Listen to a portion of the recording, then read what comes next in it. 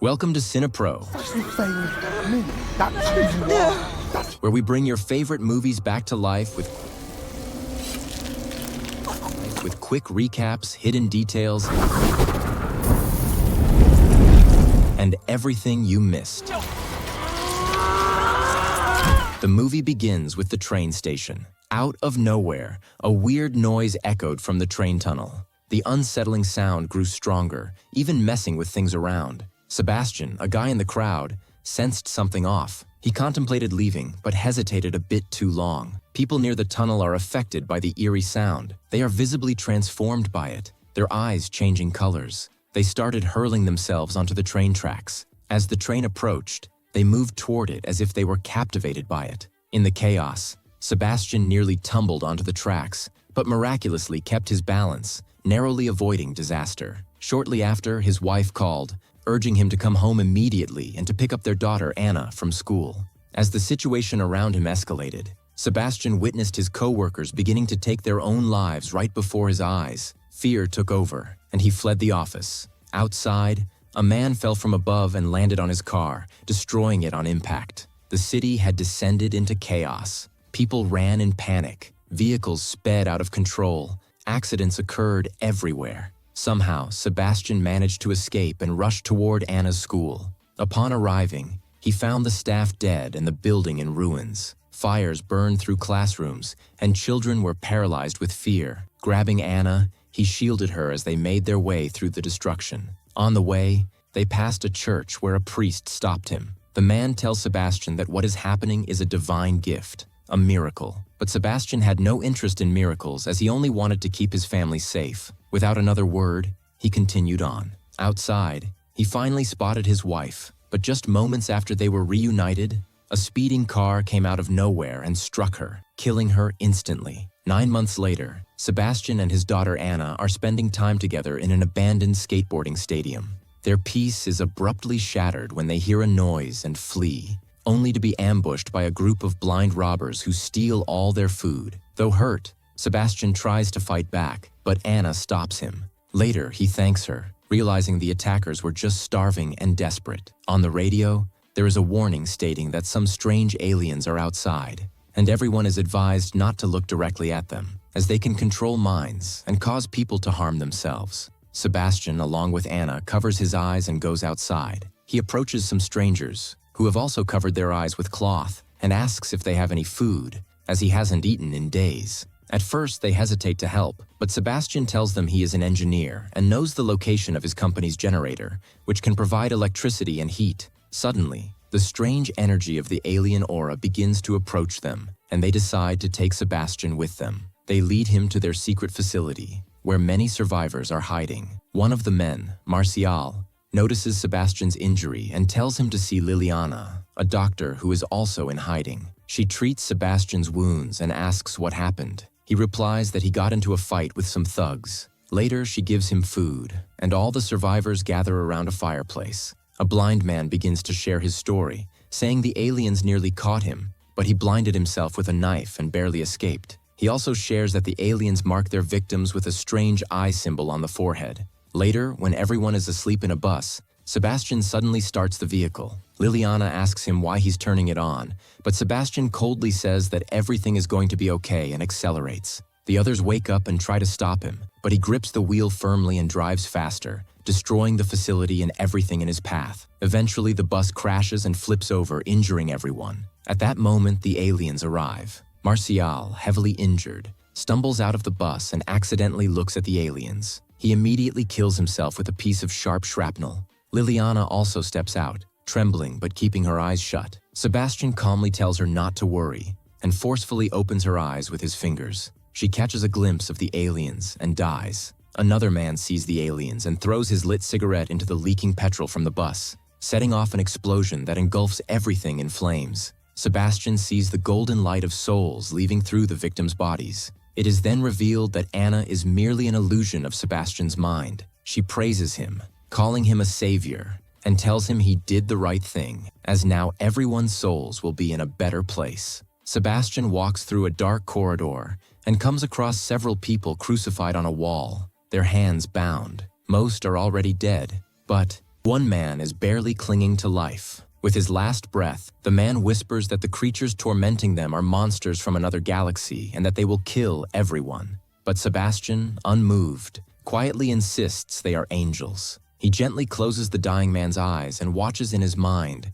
as his soul drifts upward into the sky. Moments later, Sebastian sets off in search of his next victims. He notices a woman entering a pharmacy, her eyes covered with cloth like many others who had learned not to look at the aliens. She hears the sound of his footsteps and stops, asking who he is. She introduces herself as Claire. Sebastian begins to repeat his usual lie, claiming he's starving and hasn't eaten in days, but knows the location of a functioning generator. Soon, two of Claire's companions, Rafa and Octavio, arrive with their two dogs. Suspicious, they argue against taking in another stranger, but Claire is intrigued by Sebastian's mention of the generator and insists he could be useful. Just then, the alien presence draws near, leaving them no time to argue. They're forced to take Sebastian with them and flee to their hideout, which is a secured nuclear bunker. Inside, Sebastian is introduced to the rest of the group. Among them is Sophia, a young German girl, and an older couple, Isabel and Roberto. Claire gives Sophia a piece of chocolate she had brought from outside, lighting up the little girl's face with joy. Rafa and Octavio pull Sebastian aside, pressing him for more information about the generator. In Sebastian's mind, Anna warns him not to reveal the truth and urges him to lie and get them outside as soon as possible. He follows her advice and admits he made up the story about the generator. Infuriated, Rafa and Octavio prepare to throw him out of the bunker. But just as they're about to remove him, Sophia intervenes, speaking in German. None of the others understand her, but Sebastian translates, claiming she said not to throw him out. This surprises the group as, until now, no one had understood Sophia or even known where she had come from. Grateful and curious, the group decides not to exile Sebastian and instead assigns him the task of finding out more about Sophia's origins. Sophia then begins to share her story, with Sebastian translating for the others. She explains that she was with her mother going up a ramp when they suddenly heard shouting. People began to panic, pushing and shoving. Fear took over. She saw many people taking their own lives by jumping into the river. Somehow, she and her mother managed to escape and hide inside a van. While in the van, they heard a radio broadcast mentioning a safe place in the mountains. Hearing this, the group asks Sophia where the place is. She doesn't know exactly, so she picks up a piece of chalk and starts drawing it. On the wall, she sketches a castle perched on top of a mountain. Claire suggests it might be Montjuic Castle. Sophia continues her story, saying that she and her mother blindfolded themselves and left the van, but during their escape, she fell and got separated from her mother. She never saw her again. Overcome with emotion, Sophia begins to cry, and Claire gently consoles her, explaining to the others that she found Sophia there and took her in. The group begins to debate whether they should head toward the castle. Sebastian argues that it's worth trying and that other survivors, and possibly Sophia's mother, might be there. He adds that they won't be able to survive much longer in the bunker. Roberto disagrees, warning that it would be a dying mission. However, as everyone casts their vote, the majority are in favor of going. Roberto, though hesitant, eventually agrees. That night, Sebastian once again sees the shadowy presence of Anna, who begins to influence him with her words. Under her sway, he quietly cuts part of the ropes tied to the dogs, intending for them to break free when chaos erupts the next day as the aliens arrive, creating a distraction. And just as he had planned, morning brings turmoil. The aliens arrive, and the dogs' ropes snap, causing confusion. The moment the aliens appear, everyone starts reliving their most terrifying memories. Claire is haunted by the death of her brother. Sophia hears her mother's voice, gently urging her to take off her blindfold. Just as she starts to reach for it, Octavio steps in and stops her in time. Elsewhere, Rafa is frantically searching for his dogs. When he fails to find them, he becomes desperate, removes his blindfold, and looks directly at the aliens. Instantly overwhelmed, he smashes his head against a car windshield, killing himself. Claire, still trapped in memories of her brother, sits holding her head, paralyzed by the mental torture. Octavio tries to bring her back to her senses and looks for a safe zone to move everyone. Meanwhile, Roberto searches for Rafa, but is bitten hard by one of the dogs who is now under alien control. Blood gushes from his arm. Octavio calls out to the group, urging them to move toward the safe zone. He calls out loudly for Rafa but can't find him. Claire painfully tells him that Rafa is dead. Hearing this, Octavio breaks down, devastated. Back inside, Isabel tends to Roberto's wound. As she bandages his arm, Roberto mutters that he heard she had cheated on him. Isabel assures him it's not true, and it's the aliens planting false memories to distort his mind and weaken him emotionally. Later, Octavio explains that he believes the aliens may have come from some kind of quantum realm. He theorizes that they change their physical form based on people's deepest fears and use those fears to control their victims. Claire opens up about her brother. He had suffered from clinical depression, and despite being a psychiatrist herself, she had been unable to help him. The guilt still lingers. She turns to Sebastian and asks what he had heard in his mind during the alien attack, but he cuts her off abruptly, asking instead where Sophia is. Claire starts to go after Sophia, but Sebastian gently tells her to rest and says he'll check on the girl.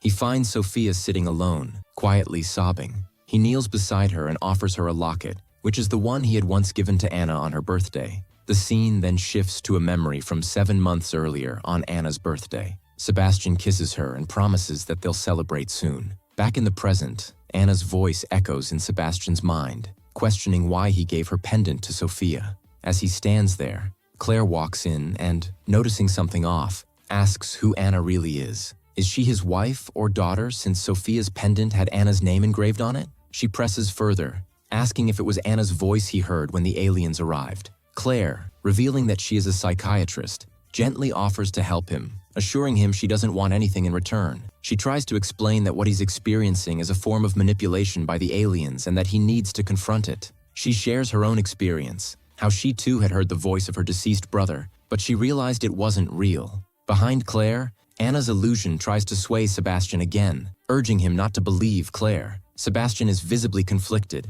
nearly beginning to accept Claire's reasoning when suddenly, a loud scream from Roberto cuts through the moment. His infection has worsened, spreading rapidly. Claire quickly says they need antibiotics. She, Sebastian, and Octavio blindfold themselves and head out to search. Claire heads into a bathroom filled with medicine cabinets, while Sebastian and Octavio check another room. Octavio finds no medicine but discovers some food. He calls out to Sebastian, asking if everything's okay. Meanwhile, Anna is once again whispering in Sebastian's mind. Distracted, Sebastian replies that all the windows are closed and it's safe to return. However, when Octavio enters the room, he notices a window wide open. Removing his blindfold for a brief moment, he sees the aliens and immediately falls under their control. In a frenzy, he grabs a knife and repeatedly stabs himself in the abdomen until he dies. Sebastian watches in horror, shaken to his core. Unlike the others, he doesn't see Octavio's soul rise from his body. He feels deep regret, and Claire rushes in,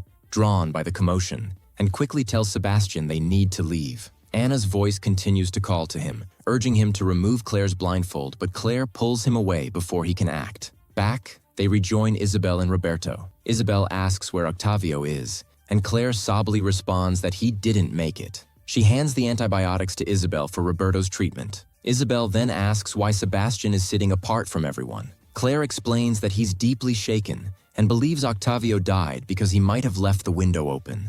It's clear Sebastian is haunted by guilt. Later, Anna confronts Sebastian in his mind again, asking why he didn't remove Claire's blindfold. Sebastian replies that when Octavio died, he didn't see his soul ascend. Anna accuses him of losing faith. Sebastian, broken, confesses that maybe he's not a savior and maybe he's a wolf instead.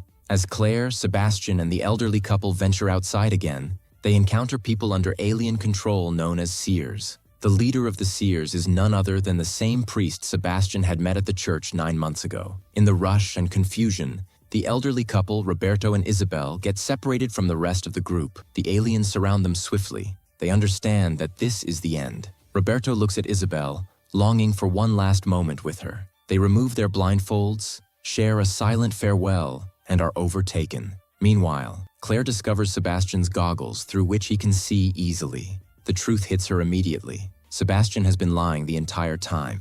He isn't just another survivor. He's with the alien. She realizes he's likely responsible for Octavio and Rafa's deaths and possibly others. Taking Sophia by the hand, she moves away from him, determined to protect the girl. Sebastian, on the other hand, continues to hear Anna's voice inside his head. She manipulates him constantly, whispering that only 2 more need to die for their reunion to be complete. Claire leads Sophia to the ceiling of the bunker. She tells her to keep the blindfold on no matter what happens, but Sebastian follows them. Claire, trying to keep her distance, missteps due to her covered eyes, falls from the ceiling and tumbles down the stairs, becoming unconscious. Now Sophia stands alone in front of Sebastian. Anna's voice urges him to remove the girl's blindfold. He reaches out, nearly giving in, but emotion overwhelms him. He can't do it. He doesn't want to hurt Sophia. Instead, he embraces her. Something inside him shifts. For the first time in a long while, he begins to feel human again. A flashback unfolds.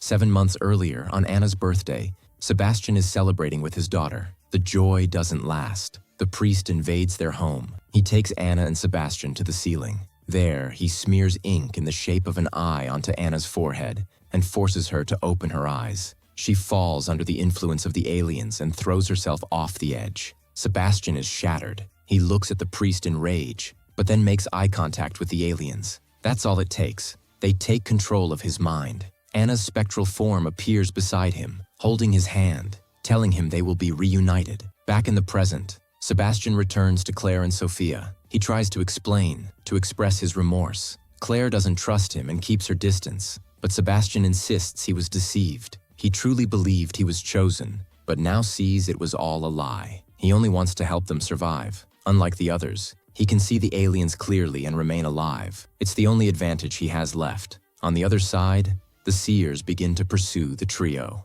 Sebastian quickly leads Claire and Sophia away. One of the seers catches up and attacks him, pressing her fingers into his eyes to make him blind. With a sudden surge of strength, Sebastian shoves her away. She falls and dies. Without wasting time, Sebastian gets Claire and Sophia into a car and drives toward the mountain castle. Along the way, he keeps catching glimpses of Anna's shadow, who urges him to turn back, to give up, but he pushes forward.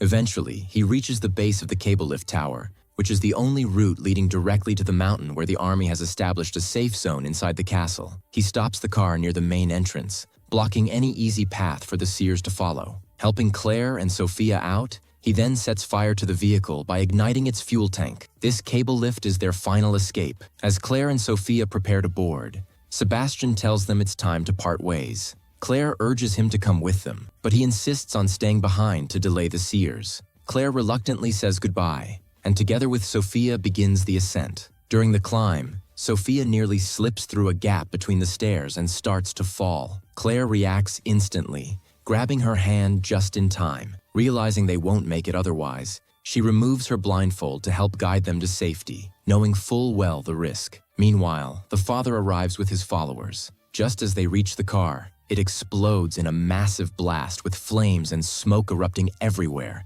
cutting off their path. Enraged but undeterred, the father calls out to Sebastian, claiming he has been chosen for a greater purpose by the aliens. He urges Sebastian to surrender and join their divine mission, but Sebastian stands firm. He refuses. He tells them he is no slave to those creatures and never will be. Gripping a metal rod in his hand, he prepares for battle. With defiance in his eyes, he declares that he does not believe in their false god. Meanwhile, Claire reaches the top of the chairlift tower and attempts to start the lift, but she quickly realizes the power supply is out and the lift won't operate. A new idea strikes her, and she notices a large bell nearby. She begins ringing the bell loudly, hoping to attract the aliens. The sound catches the attention of the aliens, and they begin to approach. The energy from the aliens activates the chairlift, bringing it to life. At the same time, Sebastian's mind begins to be overtaken by the alien influence. It tries to convince him that the Father is here to free them all,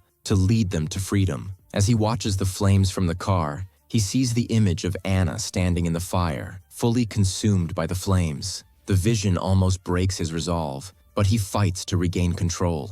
The aliens close in on Claire and Sophia, attempting to take over their minds. Claire starts hearing the voice of her deceased brother again. Meanwhile, Sebastian struggles with the haunting image of Anna engulfed in flames, but forces himself to focus. He tells himself that this cannot be Anna, as she's already gone. With renewed determination, he strikes the rod hard across the father's stomach. As Sophia nears the edge, on the verge of falling from the tower, Claire manages to catch her just in time. Claire then focuses on the chairlift, timing the opening and closing of its door. She realizes it takes exactly 4 seconds for it to cycle. With that knowledge, she plans to jump just before the lift doors close. Meanwhile, the father attacks Sebastian, inflicting severe wounds. Blood begins to pour from Sebastian's body, but he refuses to give in. The father mocks him, declaring that he will not survive, but Sebastian retorts that he may not make it, but Claire and Sophia will. He will sacrifice himself to ensure their survival, doing it all for his lost daughter. As Claire's mind is assaulted by the alien influence, she fights to maintain control. She counts the seconds in her head, and when the time is right, she jumps onto the chairlift, taking Sophia with her. They both make it to safety. Claire, filled with gratitude, silently thanks Sebastian in her heart. Meanwhile, Sebastian takes his final breaths, and as he fades, Anna appears to him in his final moments. She embraces him, comforting him as he slips away. Claire and Sophia finally reach the safety of the castle. There, soldiers begin to escort them for an inquiry. The facility is vast, with many survivors from the city working there. Sophia's mother spots her, and a highly emotional reunion unfolds between mother and daughter. Sophia's mother thanks Claire for bringing her daughter to safety. Afterwards, soldiers take Claire for her inquiry. A medical officer examines Claire's eyes to check if she's been in contact with the aliens. Claire explains that she hasn't aligned herself with the aliens, but there was one individual from their side who helped her reach this place. She mentions that many others still need help. The medical officer then administers an injection to Claire, and Claire asks why it's necessary. The officer explains that it's a chemical marker designed to detect any epigenetic changes in her DNA. These changes occur due to stress and suffering, and they transform people into seers, individuals who can see the aliens without dying but remain under their control. Claire begins to understand that something similar must have happened to Sebastian. When his daughter died in front of him, his DNA likely altered, making him capable of seeing the aliens but not dying. This is why the aliens might have turned him into one of their seers. The officer then mentions that if Claire has indeed become a seer, her blood could be used to create a vaccine. Meanwhile, in a laboratory, 2 army scientists are using the blood of a captured seer to create a vaccine. They've been testing it on rats, and so far they've managed to keep the rats alive for 48 seconds after showing them an alien shadow. However, they've now developed a new seer compound they believe can extend the rat's survival to 1 minute. They apply the new compound to the rats and test it, but the experiment fails once again, and the rats die quickly. Meanwhile, the seer continues to cry out repeatedly, desperately wanting to see the aliens. And so, the story ends. If you liked today's video, don't forget to like, subscribe to the channel, and activate the bell to receive all new updates. See you in the